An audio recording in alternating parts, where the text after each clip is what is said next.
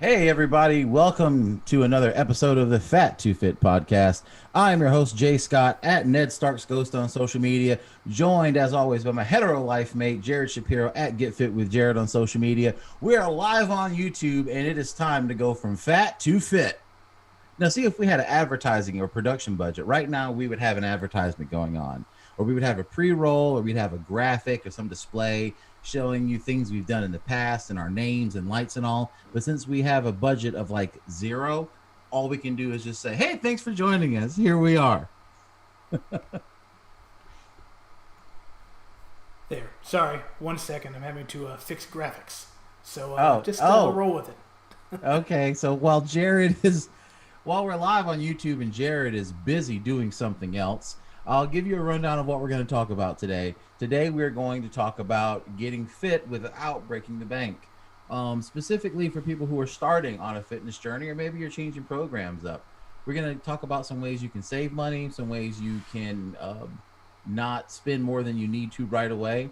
But more importantly, we're going to talk about where you should be spending your money and some good things that you can invest in, because sometimes you do get what you pay for. So it's not always good to cheap out on everything. That's what we're going to be talking about today as we go through the podcast with you for the next hour or so. And Jared still looks confused, so I guess he's still busy fixing a problem, and I'll just keep talking. Last week, we talked a bit about comparing our current selves to our past selves, and we got some good feedback on that from a lot of people who said that they had never really been positioned with having to consider how far they've come in terms of looking at themselves as two different people. It's easy to look at a chart, it's easy to look at a graph and say, well, my weight's gone down, my weight's gone up, my lifts have gone up, my lifts have gone down. But to actually look at the whole picture of yourself from, say, now in 2021 to 5 years ago, or 10 years ago, or even 20 years ago, that is kind of a big thing. So we encourage you to keep doing that, to keep reflecting, keep recollecting, and try to come up with the best picture of your future self that you can aspire to use as a means of comparing yourself to now. And Jared gave me the thumbs up, so I'm guessing he's Yes. back with us live on the Yes, air. unfortunately, when you're live and dealing with new software live, sometimes graphics do funny things. Like delete the name of the show at the top and you have this big purple Tremendous. blob. So, as a production guy, I can't stand for that. But anyways, yes, this is the Fat to Fit podcast, and this week we are talking about starting your fitness journey without breaking the bank. Now, Jay, when you were a roly-poly teenager, you didn't Okay. have much income, how Yeah. did you get started on your journey? I worked two jobs like a man. No, I'm not talking um, about your journey to your fame and fortune. I'm talking about your fitness journey. no, actually, I worked two jobs for most of high school. Not to pay for food though, just mostly to buy comics and toys. Um, when I first got started, actually, you know what? I think might have lied a little bit. So I'll preface anything I say by this: for those of you who don't know me in real life, I've been hit in the head a lot, and that's not a euphemism. So sometimes my memory is spotty. But Jared, you made me think of something just now when you said that. I did work two jobs mostly all the way through high school. I always have been very work oriented. That being said, one of the first things I saved my money up for ever was a weight set, and along with that weight set, I was like, well, I need to eat protein, so I've got to go buy some protein powder, right? I had no idea what I was doing. And I remember I bought the weight set from Walmart. It was like $89, which was a lot of money in 1997 and or 1998, one of the two. And then I bought some Weider because Triple H was on the advertisement for Weider. So I got the Weider protein powder muscle builder. And I remember I would put it in a Ziploc bag and I would take it to school with me and mix it in my milk at lunch and supplement my protein that way. And honestly, and I did I did some ridiculous stuff when I was a teenager and a very young adult to try to get my protein in. Like, food lost all value to me. I went from like eating like a normal teenager, pizza rolls and like, crap, whatever, to where I'm like, hey, I need to get 200, 300, 400 grams of protein in a day. So let me open up this 1 pound can of tuna and eat the whole thing. Like, I made some dastardly choices to get my protein in, But I mean, it worked because I mean, I've always been big as a house and always been very strong. And honestly, as I reflect on my life now, I think one of the good things about my lifting career is that I've been relatively injury free. And I think having a balanced or at least a decent nutrition plan with lots of healthy protein has contributed to that. So to get back to your root question, how did I afford things? I mean, honestly, I worked my ass off all through high school and afterward. I've never skimped on buying supplements. I've never skimped on buying protein or clean food when the diet calls for it. I've always, ever since I was a teenager, I've always prioritized what I put in my body. Now, I mean, we're not perfect, right? The show is called Fat to Fit, not Fit to Fit. I mean, I've certainly fallen off the wagon with my diet over the years, off and on. But whenever I'm training for a contest or I'm in a cycle or something like that and I need to get my protein in, it's never been a question. I've always made it the number one priority, even to my detriment at times. Now, you, on the other hand, were a roly poly teenager, roly poly 20 something, and roly poly into your 30s. You ate like a homeless man. Well, Like, what was a turning point for you to get your diet under control? with me, even being roly poly, I was active. I did martial arts as a teenager. Um, my jobs were always on my feet throughout my 20s. Yeah, all the way through my 20s. It was retail, or I worked at a fun park for a few years. I was up and running around. So, being on my feet took care of burning the calories for the most part. But I made sure to stack on the pizza rolls, the Little Caesars, and the Taco Bells because hey, cheap food, and retail guy. I'm on a budget. The problem is, I definitely wasn't smart about my choices back then, and I had to get smarter as time went on. Um, but of course, into my 30s, when I started actually looking at trying to get into better shape, uh, I was in New York. uh, Eating in New York is not cheap. So you do have to look at healthy food options. I think the biggest thing for me was start loading up on produce because um, you can get things like fruits, veggies, apples, potatoes, things like that. You can stock up on at pretty affordable prices, and they'll fill you up pretty well. High in fiber, not as much proteins, but that's kind of where I started when I was in New York. So, because I know before you went to New York, your idea of like top shelf cuisine was maybe putting a little garlic powder on your Little Caesars crust the next Yeah, day. yeah. Dip it in the So, butter. Yeah. so when you're in New York, is it like did necessity drive you to eating healthier food? Was it truly a cost thing? And I say that because I know you're very financially motivated. Like you don't like to come off any money. So like with saving money, it's like, I can save money and eat healthy. Might as well just eat healthy. Yeah. Um, well, I was doing martial arts again in New York, and yes, you can get cheap, crappy food in New York. But one of the things I noticed quickly was things like hot pockets were not as cheap up there, um, and it was Is that actually because of easier. Bloomberg and his policies at that time? No, I just think it was the grocery store situation is just a lot different, and it was actually easier to find fresh food at the grocery store because the produce section was pretty much half the store. Um, and yeah, just went in there, got the produce, got some boneless chicken, and I was usually set for the week. Huh. Boneless chicken. Yeah. I wouldn't have guessed that your trip to your you shouldn't say trip because you were there for 6 years, but I didn't know that your jaunt to New York what really got you into that. Because I thought you were still eating like a pig when you were up there too.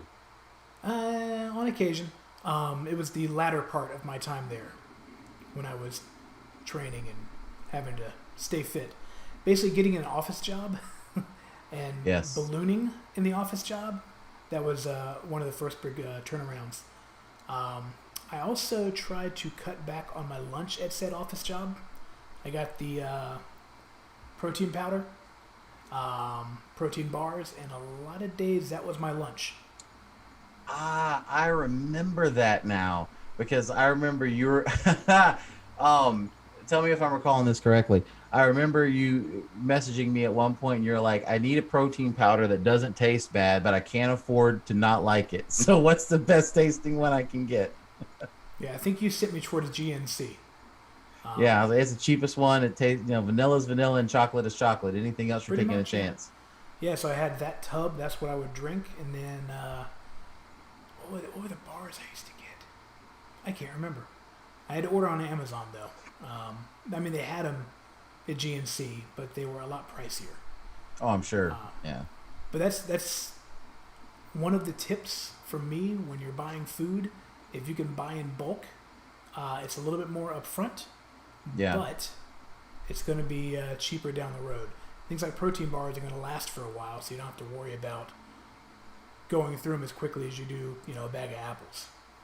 Yeah, so let's talk about that for a moment. So when you say buying in bulk, I think that takes on a couple different meanings. I think a lot of people, when you say buy in bulk, they think, oh, go to Sam's or Costco and you're getting like 30 pounds of chicken and all this.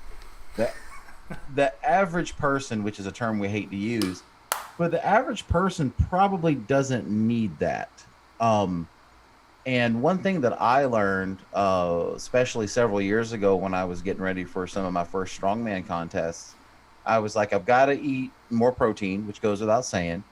And I'm chicken, chicken, chicken all the time, and then eating a lot of beef too, a lot of ground beef, especially ground turkey. And one thing that really helped me was like not trying to buy the fresh chicken all the time and just getting the frozen chicken. Yeah. Um, I was really against that at first because I was like, oh, the frozen chicken takes longer to cook, it's extra steps. But then, if the price is roughly the same, if you catch it on sale, you're going to save money in the long run by buying, 20 or 30 pounds of frozen chicken. You can just leave in the freezer until you need it. And as opposed to getting fresh chicken, which could go bad, or anything can go wrong with it, or you just can't cook it for some reason because of your schedule, and then you've got to throw it away. I think that was one of the first. I think when I really began to take my diet seriously as an adult, the the idea of buying frozen meat when it was on sale and stocking up was probably one of the first life hacks I learned, because I would also get turkey burgers that back when those were just coming to market down here. I could get those frozen. I could find them on sale or use a coupon somewhere. And then I've got 2-3 pounds of those just whenever I need them, and they're always there. And that's a habit that I still have to this day. My freezer for my entire life has never not had frozen turkey in it. Like, there's 2 pounds in there right now from like maybe a year ago. I don't even know if it's still good at this point. But I always One have way to frozen find out. turkey. Yeah, just thaw it out and hope for the best. I always Yeah, have frozen turkey in there. That's always my backup. we've got So our meat drawer as well. protein is always the big thing. So let's start there with some hacks you found maybe. For me, when it comes to protein, I kind of and not to I guess put on airs, but I think like there's kind of entry level stuff and then there's kind of intermediate stuff, and I'm kind of an intermediate level with my life right now, because to me the quality of the protein and the type of protein I get in my body now is just as important as the amount. So for an example, you mentioned Taco Bell earlier, right? Which is a place that no, you don't need to eat anything from Taco Bell. It's all bad for you. Only if you need to clear Um, things out. so, um, yeah. So Taco Bell, like, one of my guilty pleasures is the Doritos Locos tacos. I love those, right? And one only has 170 calories, and it's got 8 grams of protein, which is Don't look nothing, at but the it is what it sodium. is. Oh, I don't look at anything else. Um, but because here's the thing, like you know, quick sidebar. When I make the decision to like, okay, it's time to cheat a little bit. What am I gonna get? There's no reason to have the cheat meal if you're gonna worry about it.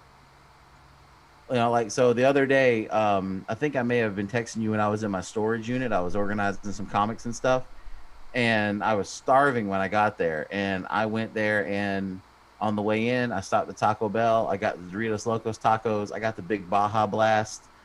I was in, and I was like, I'm not gonna count the calories. It doesn't matter. I'm not gonna count the sodium. I'm not gonna count the fat. I'm just going to enjoy these tacos in this Mountain Dew, and it was divine. And And that's kind of where I fall on this is like, if you're going to cheat, enjoy it. It doesn't mean Yes. you have to see like how many thousands of calories you can eat at one time, but you have your cheat meal. It's good. Enjoy it. Go back to what you're doing. But like so like each one of those tacos is 8 grams of protein. So if you get the combo, you get 3 tacos, you get 24 grams of protein, which is a reasonable amount of protein. But the protein in the tacos comes from like the lowest quality beef you could possibly get. The cheese is probably not great either. Subgovernment. And yeah, exactly. Like it's the lowest quality stuff ever. And that's the problem with fast food is with few exceptions, because there are some places that try, to improve, but you're getting the lowest quality food possible. And if you're looking at fast food for a protein source, not only are you getting the lowest quality protein, which is going to yield you the lowest results for your physique, but you're also probably getting a ratio of fat to protein that's like 2 or 3 to 1. Like if you get just a regular quarter pounder patty from McDonald's or Burger King, might have 15 grams of fat, 18 grams of fat, or protein, but they're going to have 30, 40 grams of fat on the low end. So if you're looking at just protein, it's like, well, I can go and eat this burger and it's got 35 grams of protein, but that's not worth the 100 grams of fat that comes with it. You're better off to get a protein bar or get a protein shake. Or if, protein is really your concern, instead of spending the money on the fast food, go buy something shelf stable and maybe you'll get 2 meals out of it. Yeah. And I think that the average person, especially if you're starting on your journey, you need to focus on getting more protein because you're definitely not getting enough if you haven't been trying. And then once you get into a rhythm of, okay, I'm getting the amount of protein I need, then you really need to focus on the quality of the protein. You need to make sure you're eating lean meats. You need to be eating a variety of meat, unless you're, vegetarian. You don't eat meat, which is a separate conversation. This conversation is for meat eaters. Yeah. Like Neither of us are experienced vegetarians. yeah, but even then, I would say because remember my cousin Brian was vegan for the longest time, and he turned me on to like black bean burgers and portobello mushroom caps, and those are sources of protein. Like it's not to say that they're better or worse than anything, but they're whole food sources of protein. They're minimally processed. They're not chock full of fat, and so maybe maybe you do a meatless Monday or something, and instead of eating a burger for dinner or whatever, you get black bean patty, you get portobello mushroom caps, you get tofu, anything like that. And then I always recommend people find what works well for your digestive system, and then make sure you play to your strengths in that way. Like I know that chicken, and God knows I've eaten 1,000,000 pounds of chicken in my life, but chicken makes me feel terrible every time I eat it. I Really? don't know why. Yeah, dude, it's the craziest thing. I eat one chicken breast, just one chicken breast, and I am bloated like a cow. So I feel that has started with me the last couple of years with beef. Really. Yeah. And see, but that's actually more common though. Yeah. Yeah. The red meat's more of a sensitivity thing. I still love beef, but if I were to eat beef every night, I would be very uncomfortable. And see, I can eat beef 7 days a week and feel like a god king looking down over my kingdom from high atop my pyramid, you know? Well, But the problem is that my cholesterol is completely out of control. So I've had to cut back my beef tremendously. yeah. Yeah, that God King feeling might just be Yeah. some internal chemicals going crazy. It might be the impending stroke. Yeah. Yeah, which I think I mentioned on the show before. I have had to cut back my red meat consumption. My triglycerides and my cholesterol pretty high, and I've done all I could do without cutting back the red meat. I eat the whole grains. I eat my fruits and vegetables. I cardio. I stay hydrated. I eat whole grain oats. I pretty much do everything I can. And I've been losing weight, and my cholesterol and triglycerides stay the same. So my doctor was like, the last thing you can try is get rid of red meat, and if that doesn't do it, then we'll have to put you on something. So Oh no. that's what I'm trying to avoid at all costs. I mean, I'm not gonna, like, I don't care. I'm not gonna, Yeah. but Well, that was one of the things I had to do to cut back on my blood pressure to get off those terrible meds that I hated so much. yeah. Just had to cut back on sodium. I had to cut back on red meat. It's not completely gone. I just can't eat it every day and feel like a god king. I'd feel like a lowly peasant. But I think it's really important that we start this conversation about fitness on a budget with food because one of the excuses I used for the longest time, and one of the ones I hear the most often, is I can't afford to eat healthy because for $5 I can go to Taco Bell and buy this box with a burrito, a taco, cinnamon thingies, and a soda, which for 20-year-old Jared sounds like a hell of a deal. But for 40-year-old Jared, sounds like a nice heart attack. Because I did look up the sodium on one of those boxes. If you go on Taco Bell's website, they give you the whole meal nutrition facts. That's easily a week's worth of sodium in one meal. And that's the problem is, like, I think a lot of people, especially people who are getting started, they're just getting going. They'll look at the $5 Taco Bell box and say, wow, that's a great deal. But the reality is, I think a lot of people, they focus so much on feeling satisfied. Like a $5 Taco Bell box, you're going to eat it and you're going to feel amazing, right? Because all that fat and salt just flowing through you, it's going to be amazing. And then the mouth feel of all those foods. Because, these big companies, these big companies pay millions of dollars to make sure they can, their food scientists constitute things that make people feel good and that make people, the mouth feel is memorable and unique, and the experience of eating the food, that leaves an imprint on you that keeps people coming back and back and back. But then if you just look at it on paper completely dispassionately, yes, it's hard to compete with $5, in terms of calories. But the thing is, that $5 Taco Bell box you're paying for, you're basically paying for fat and sugar. You're not paying for protein. You're certainly not paying for fiber. You're not paying for, having an abundance of vitamins and minerals in what you eat. So for $5, realistically, you could go get yourself a salad and a protein bar and not only have a much healthier meal, you consume about 2/3 less calories, and virtually none of it would be from bad fats, and you'd have just as much protein, if not more, and God knows 10 times the fiber if you get like a Quest bar or a Zero bar that's loaded with fiber. So I think that the idea of it's expensive to eat healthy, I really think is a cop out for a lot of people, because I think a lot of people they want that taco. They want it, and that's how they justify it. And honestly, saying no to the food that tastes good, that's the last hurdle for someone to overcome. Because when you start looking at food as fuel and not fun, that's when you're going to make some progress.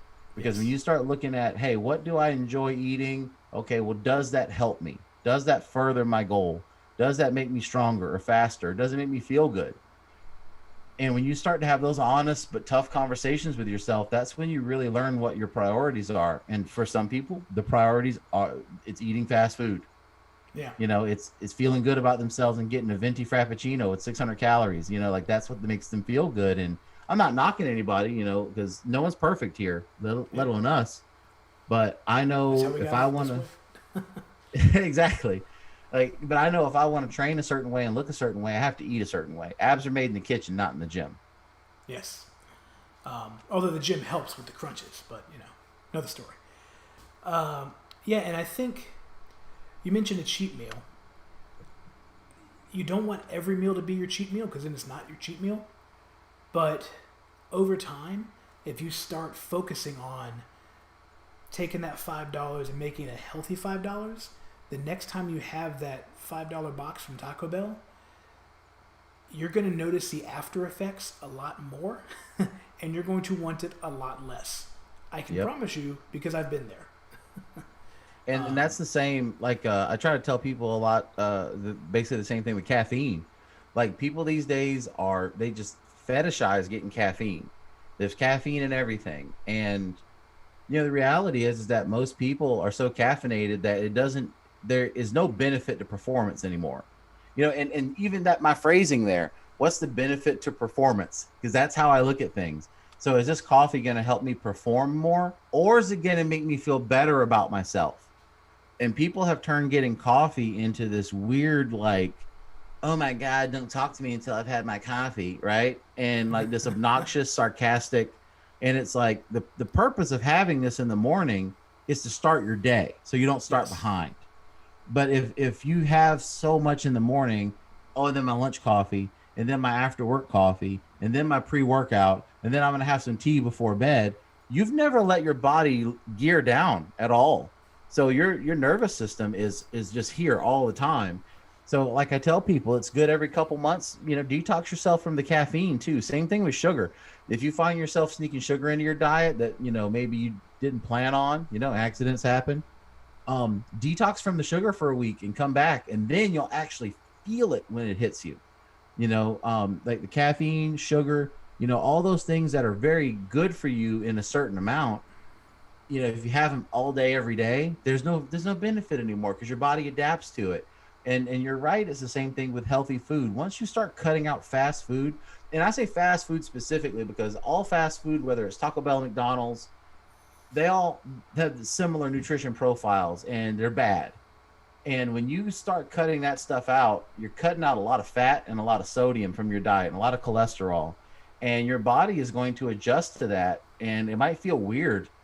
And then if you come back to it, if you detox yourself from that bad fast food for a couple weeks, come back to it, your body's going to be like, wait a second, dude, we're not, no. And that's when you have the diarrhea, because your body's like, it has to come out, and and it sounds silly, but it's true because your body does adapt, good and bad. So you have to take responsibility for your actions by saying, hey, I want my body to be used to doing the good stuff and having the good stuff. And my performance, your improved performance is going to be the benefit to making those dietary choices. Because if you treat your body well, you feed it well, and you keep it healthy, well, then you'll be more likely able to do the things you want to do. You can't, there's only one Usain Bolt. Usain Bolt, when he won his first Olympic gold medal, he talked about he ate nothing but McDonald's in training, right? No one listening to this show is Usain Bolt, okay? So don't think that's going to work for you because it isn't, I don't know if you ever saw the old SNL skit with, what's his name? Man, 80s guy. He wasn't in Ghostbusters. Why is it not coming to me now? Belushi, John Belushi. Okay. It was the Little Chocolate Donuts commercial. You ever seen this? I have never seen this. So John Belushi, he's a guy that's built like us. It's this inspiring commercial of an Olympic athlete that is John Belushi, as he's sitting there chain smoking while eating these little chocolate donuts like you get in the bag. So yeah, that makes me think about that. Which if you haven't seen it, I'm sure it's on YouTube and well worth looking up. But something I want to add too to that: fast food is not just McDonald's and Taco Bell. True. If you decide to treat yourself and go to Applebee's or one of our favorite treat places, Cheesecake Factory, look at the nutrition facts on that stuff too. I do not go to Cheesecake Factory to look at the nutrition facts. I don't care one bit. There was one meal on the Cheesecake Factory menu under 1,000 calories. Yeah, and it sucks. It's basically chicken with some broccoli. Yep. Same thing. When I went to Applebee's one time, like, I can't cheat today. Let me see what they got. Well, steak and broccoli. But let me pause you. Let me pause you right there because I think we get 2 points. Why were you there if you weren't prepared to eat there? It was a celebration night for something. So but why didn't the group wanted to go? Okay, but why didn't you? And this is maybe you weren't at that level of sophistication yet. If you knew they were going somewhere where you couldn't find what you needed, why didn't you eat beforehand or bring your own food? I don't know if I pre-gamed dinner. See, and that's a relatively advanced concept for a lot of people. Yeah. And I'm the king. Like, I don't leave the house without a backup snack, right? Part because I'm gluten free, and that's some road trips. Sometimes being gluten free makes it difficult to find things on the fly, so that's part of it. And so like if I go anywhere, I've got my little bag, and I might have a water bottle in there, a spare one, and a protein bar. I never leave the house without that. So like if I'm stuck somewhere with some people and they're like, hey, we're going to go eat here. And I'm like, well, that's not really for me, but this protein bar will tide me over. Right. So, I mean, I think that's one point. One point is something to think about for those of you who are new to the lifestyle or trying to upgrade your lifestyle. Your food choices are your responsibility. And if every decision you make is like, well, the group was going here. Well, we go out drinking on Wednesdays. We do this on Fridays. It's Taco Tuesday. If there are always excuses. There's an excuse for everything, but there's always an excuse for everything. So what's your excuse for not planning? And that's not to make anyone feel bad or guilt them, because Lord knows I've been guilty of it forever.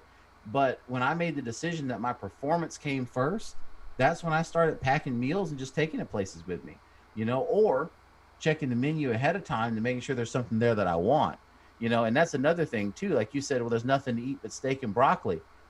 What's the problem? Food. Food equals fuel. Food does not equal fun. That's the difference, is like food should be fuel and not fun. But in America, food is nothing but the experience. Taste out the window. It's all about the experience, and that's what we pay for. Except Cheesecake Factory, because Cheesecake Factory is the greatest place on the world next to like Disneyland. I went to Cheesecake Factory about 3 weeks ago. I'm pretty sure that even now, my heart is still recovering from the load I put on it. I got myself, especially if you got the cheesecake. I got the triple bacon cheeseburger, God, large fries, and Reese's peanut butter cup cheesecake. The cheesecake alone was like 1,100 calories. So, I think it was 1,400 actually. Hate to tell you. Yeah, the burger was, I think, around 14 or 15, and the fries are probably another. So I mean, that's like a 3,000 calorie meal, and I did not care one bit, because that was my thing. I'm like, this is what I eat today, and I have Cheesecake tomorrow, and tomorrow I'm back on the routine, and I think since food is such a fun thing, I think unless you're training for a contest or a competition of some sort, get some Cheesecake Factory once in a while, right? Not every week even, maybe the trick. Maybe once a month, and I say that to people who are not training for a contest or competition, because if you're just training to be healthier, you're training to be stronger, you're training to be more flexible just for yourself, you're accountable to yourself. So maybe you can allow Cheesecake Factory once a month and it won't mess you up. You'll be fine. If you're training for a contest or competition or a sport, there's probably not room for Cheesecake Factory for you. And I say that, being a person who's been in that mode, many, many times in my life, if I've got, 8 or 9 weeks to get dialed in for something, that one trip to the Cheesecake Factory can stop all of that progress. And it's my fault. I can't blame anyone. I can't blame anyone but myself if on show day I turn up and I can't perform to the best of my ability. Is that worth eating cheesecake? Is that worth eating fries and pizza and everything? No, of course it isn't. And if it is, then you shouldn't be competing. The body, and I don't want to sound like an edgelord or anything, but if you've got a contest or a competition in mind, if that's not driving you every day, you shouldn't be competing. Don't throw your hat in the ring if you can't be obsessed with it. And not it. We're training someone for a competition at my jiu-jitsu dojo right now. Really? That's one of the. I'm not. I'm too old for that crap. That's Why? one of the. See that kind of talk right there, man. That doesn't live in my house. Well, this is one of the things that came up. We had her basically rolling with everyone in turn. Yeah. Doing different drills, and at one point the I can't do this came up, and our coach was like, all right, well, quit now, because your opponent is doing this and they're doing it more. Thank you. Yeah. Your competition is not taking a day off. Exactly. So you can't. Exactly. But to bring this back to the budget, your pre-gaming dinner is a really good point here as well, because if you're trying to keep costs down, that your friends want to go to Cheesecake Factory, you're like, well, I don't want to blow $20 on food that's not healthy for me. Get yourself a protein bar on the way. Or take one with you. Yeah. And another thing at restaurants, if you do find yourself in a restaurant and things are looking kind of dicey, don't be afraid to ask the waitress for some substitutions. Cheesecake Factory has a 12-page menu with 175 items. I feel confident in saying if you ask them for some rice in a chicken breast, they can get it for you. Yes. I've done that plenty of times at different restaurants. Like you mentioned Applebee's for Spoiler alert for those who don't know, Jared and I like going to Applebee's, but since I'm gluten free now, there's not much at Applebee's I can eat off the menu. I've been there plenty of times and I'm like, hey, can I get plain chicken breast? You guys have that back there? Yeah, we have that. Cool. Plain chicken breast, double up some broccoli. How about it? Like Cheeseburger, no that's a bun. meal. Yeah. Yeah, chicken burger no bun, hamburger no bun for that matter, if that's what your only option is. Like there's always an option, but I think a lot of people are intimidated to be different. Yeah. And I think that's where you and I are always on opposite sides of the seesaw. I've been different since the day I was born. I look different, I act different, like my demeanor is different, my wiring is different. I have no qualms about sitting outside the norm, and I've never once hesitated to I shouldn't say put my needs first because that sounds a little selfish, but like my needs in terms of like my training, my nutrition, my rehab, all those things have always come first for me, because if I want to wrestle, if I want to be a strong man, I want to power lift, I have to take care of myself. And being as big as I am, that takes on a lot of different meanings. And I think a lot of people are just like, they want to sit down with their friends and go hang out. They want to go to the barbecues and the parties and stuff and, eat the food that's there. But if that's not helping your goals, you're only putting more work on yourself. And for those of you who are maybe younger that, haven't been around as much, I'm going to let you know a little secret. No one cares what you do. No one cares what you look like. No one cares what you're wearing. No one certainly cares what you're eating. The people that love you want you to be happy and fulfilled. And if that means eating chicken breast and broccoli at the restaurant, or running laps before work, or riding your bike to work, or whatever to burn calories, then people are going to encourage you to do that. You let people in on what you're doing, people will help you. To keep it more budgetary, I can remember when I was younger, and when I say younger, I'm probably 19, 20, 21, somewhere along in there. I mean, some months it was all I could do to pay my gym membership, because back then, now you can go to any gym in the world for $10 a month. But, when we were coming up, a gym membership would be 40 to $50, and that's on the low end.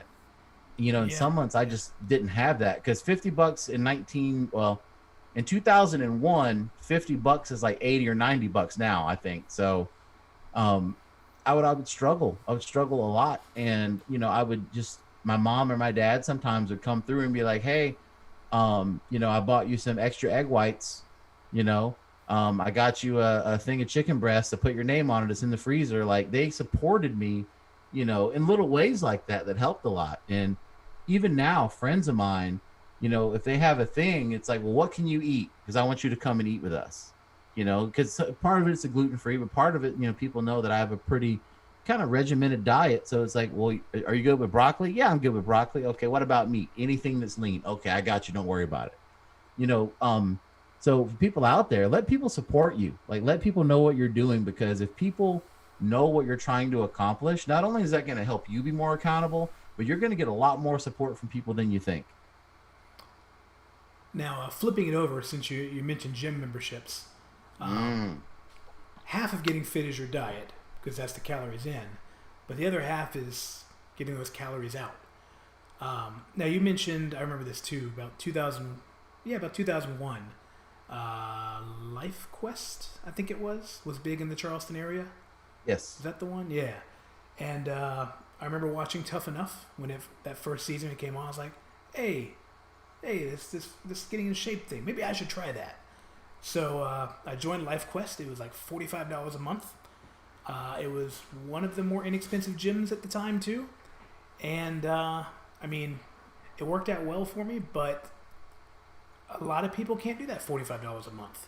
Yeah. And I think it's important to know that there are a lot of other options out there other than pricey gym memberships. As much as I love martial arts, I know that's not an inexpensive way to get your fitness on. But as I've mentioned on the show in the past, I'm a fan of Planet Fitness. I have a membership there. I go maybe a couple times a month because I'm doing so many other things. But I keep that on hand because if I'm traveling for, $25 a month right now, I can go to any Planet Fitness. Mm-hmm. I have to take a trip up to New York next month for work. I'm not going to be able to do my martial arts there. I can do DDP yoga in the room, maybe, depending on how big the room is. But I know there's a Planet Fitness up there. So there I go. I've got a way to go work out. I know you're a fan of Crunch. And while they have memberships that allow you to train other places, you may not need to pay for that. So take a look at the gyms around you. Because being realistic, if you're struggling to pay for a gym membership, you probably shouldn't be traveling. True. Unless you have to. But at the same time, I'm paying that $25 to be able to go to any Planet Fitness. If I just go to that one club, it's $10. I think Crunch is the same way for you. It's like $10 Crunch or $12. is the same way. Dude, the $10 a month I pay for Crunch is the absolute, like, the one bill I have no qualms with, because Crunch is probably one of the biggest gyms I've ever been in. It is the cleanest gym I've ever been in. All of the machines work. If something ever gets broken or damaged, it gets replaced or repaired. And that's to say nothing of the atmosphere in there, because the atmosphere is very good. But even if the atmosphere wasn't, like, just paying $10 a month to have access to all that equipment, are you crazy? Like, it's crack prices. Yeah. And like, I remember back before gyms were all the rage, I'd be paying $65 or $70 a month to have access to a gym and go in and just, I hope a treadmill's working, because that wasn't always the case. Like, one of the three. I think people don't realize that now, like, fitness is so accessible and so, I hate to say cheap because that's a bad word, but so affordable in a lot of ways. Yeah, affordable, I think, is the best word for it. So if you've got $10 a month, get you a Planet Fitness or a Crunch membership or whatever's near you. Get that membership. Take advantage of the free classes that they offer or the free seminars. Like Crunch Fitness has an app where you can, they have fitness challenges at home. If you can't make it to the gym, you can log what you do there and win prizes and stuff.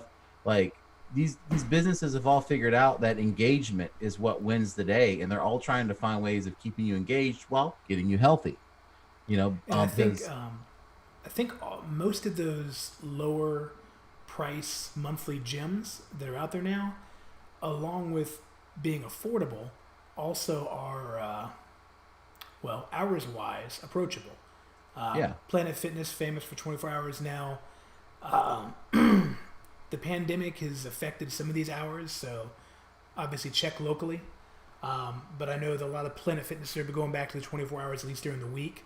I think Crunch is 6 to 10, 6 to 11. It's 6 to 11 during the week, and then 6 to 8 on the weekend. And I'm pretty sure the hours are that way most locations. Yeah. So even if you're working your 2 jobs in high school, get yourself a membership. Go after one of your jobs. You can. Yeah.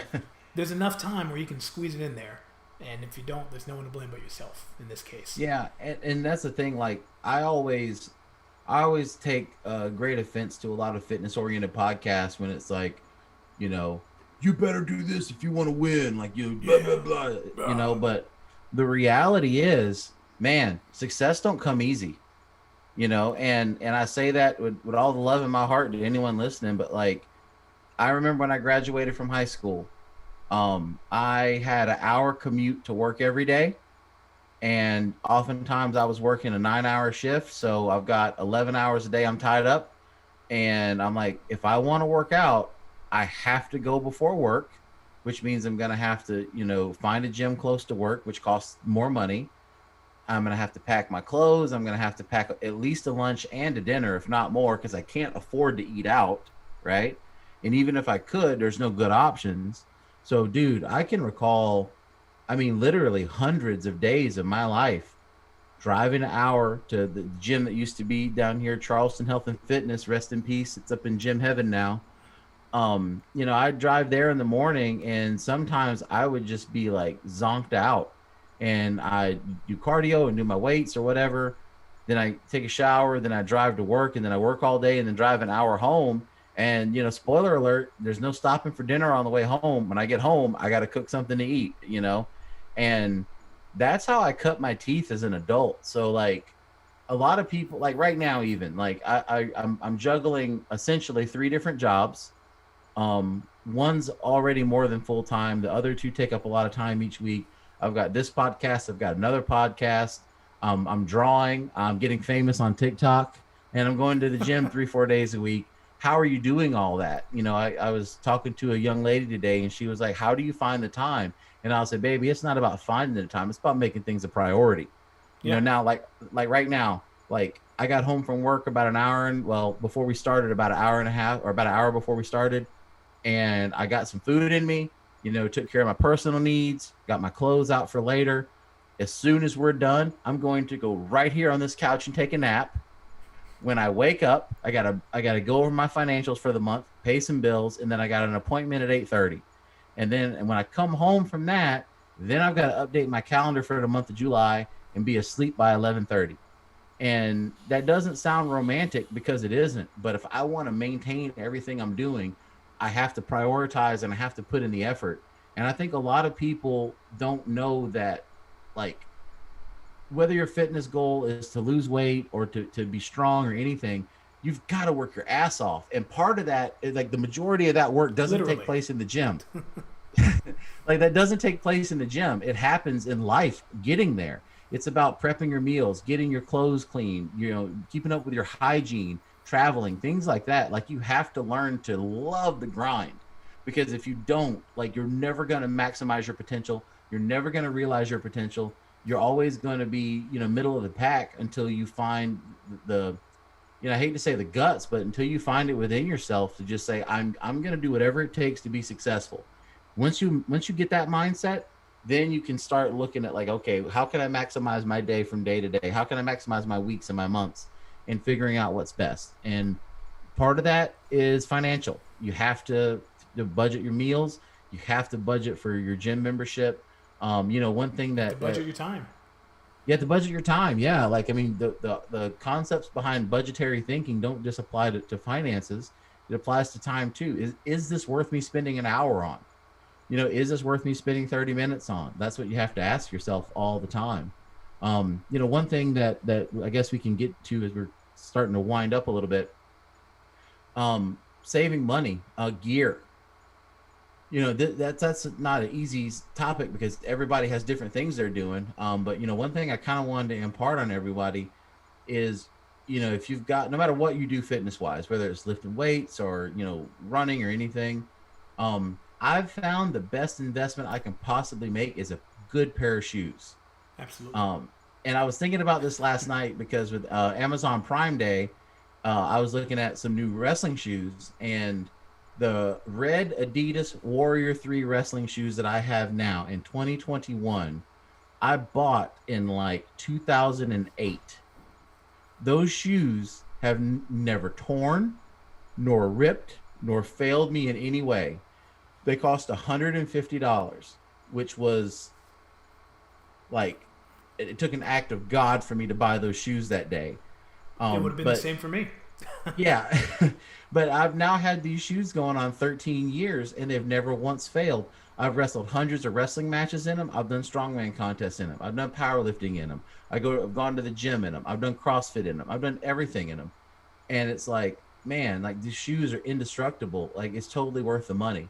So like, you know, you can skimp on a lot of things, but like if you're gonna be on your feet, you know, anything fitness wise, get a good pair of shoes, man. Spend the money, you know, get something that fits right. If you're a runner, like going to the store and getting your foot measured properly so you are wearing the right size, that saved me a ton of time in my life by making sure I get my proper shoe size because I got a weird body. Nothing fits me, you know, and a regular 12 or a 13 just won't get it done. I got to get the wides, you Yeah. know, and little things like that, you know, spending money can save you a lot of headaches down the road. Yeah, I think I learned that lesson with shoes in New York because before moving up, even being on my feet all the time at work, I didn't want to drop more than $40 or $50 on shoes. I don't care how the shoes look as long as they don't look dumb. And that to me was all it was until I finally realized, you know what, I need a nicer pair of shoes because I'm walking all the time in New York. I don't have a car. So I dropped around 120 on a pair of Nikes. Lasted me 3 years, which definitely impressed me with all the walking I did up there. And well, the shoes before it lasted me maybe 6 months. So Man, I feel the same way with but so I've got like in my head a shoe hall of fame and in my red Adidas shoes right now, they're gonna be inducted one day. But the last pair of shoes that got inducted, what I think I bought these in 2001, maybe 2002, is when they came out with the first Michael Vick shoe, back when Michael Vick was brand new to the world. I bought those at the store. They were 150 bucks, and I wore those shoes every day at the gym. And back then, it's when I was training people to wrestle at what is now the Keller Wrestling Academy, hashtag Keller guys. I was in the ring, you know, I mean, not year round, but for several months out of the year, 2 or 3 times a week, training for an hour, 2 hours, 3 hours, 4 hours, wearing those shoes. And those shoes never let me down. They never broke down on me. They always looked nice. They were comfortable. They protected my ankles, and I wore those shoes for years before I finally had to give them up. I remember they got a crack in the sole, and I ran tape around it, and I'm like, this tape will be fine. I was I like, think I remember that don't tape. die, don't die on me, buddy. I need you. Like, it's like, after a while everything goes, but good pair of shoes is worth its weight in gold, worth their weight in gold. Don't spend money on a fancy gym bag. Go to Walmart, get a foldable bag for $8 or $9. And I'm sure we can do a session one day on things to spend money on, but just like off the top of my head, just a few pointers, like things like gloves and straps and elbow sleeves and knee sleeves. All those things have value. All those things are worth buying. If you're a novice, it's not worth spending a lot of money on because you don't yet know what you need. Yeah. It may be good for you to get a couple cheapy things to find out like what kind of fit you like, or like what kind of support you think you need, because you might buy stuff and find out that you really don't need it at all. For the average person who's just trying to get in better shape, I would contend you don't need any equipment other than what's available at the gym. Yeah. But Comfy as shorts and a t-shirt. yeah, comfy shorts and t-shirt, comfy shoes, and you're good to go. You don't need all this other stuff. Like for me, I became a gear junkie when I started doing strongman, because sometimes you do need to buy certain things just to do one event or one implement. So like my gym bag is chock full of equipment, but there's a use for all of it. It's not there just so I look cool. And I think that's something where some new people, not just with fitness, but with music or art or anything, people just start buying gear because it's there. But it's more important for you to know what you're doing, so you know what gear you need, versus buying gear and then trying to justify using it. And make sure what you're doing is what you want to do before Yes. dropping the money, because nothing beats the guy that drops $500 on gear for racquetball and decides, this is dumb. Let me go jogging instead. Sure, you can like repurpose the shoes, but that's about it. I think probably the best example I've got of this from my life is when I was getting ready for a powerlifting contest. The organization that I was going to lift for, they had very strict guidelines about what kind of belt you could use. And the belt that I had, it was like the belt could only be 4 inches in width, and the belt I had was like 4 1/8 of an inch. And I was like, well, I don't want to get there and get disqualified. So I found their official belt supplier, and the company that made the belt was Toro. For those of you who are into that world, Toro belts, like, hey, all of our belts are approved. And then I was like, oh, great, awesome. And then, and then it's like, oh, by the way, none of our belts will fit you, but we can make you a custom belt. And I'm like, oh, great, yeah, let's do that. $165 later, which honestly wasn't even that expensive, because there are far more expensive belts out there. But me not knowing what a Toro belt felt like or how it felt on me, there's no way to try it. I was like, give me the cheapest custom belt you can get, and then if I like it, I'll know what I need to move on. And I mean, I still wear that belt proudly in the gym now. It's got a lifetime warranty. It'll never go away. It's nearly an inch thick of leather. Like, it's never going to wear away. But if I ever get back into competing, I would upgrade that belt into something a little more economical in terms of how it fits me, not in price, because the price will be astronomical for my size. But it's all about finding what you need to support your lifestyle, not making a lifestyle to support what you have. And that's probably the best advice I can give anybody related to their finances. Write down what you want to do, dream about what you want to do, meditate on it, and then start saying, what do I need to do to achieve it? How do I need to feed myself? How do I need to train? How do I need to balance my life?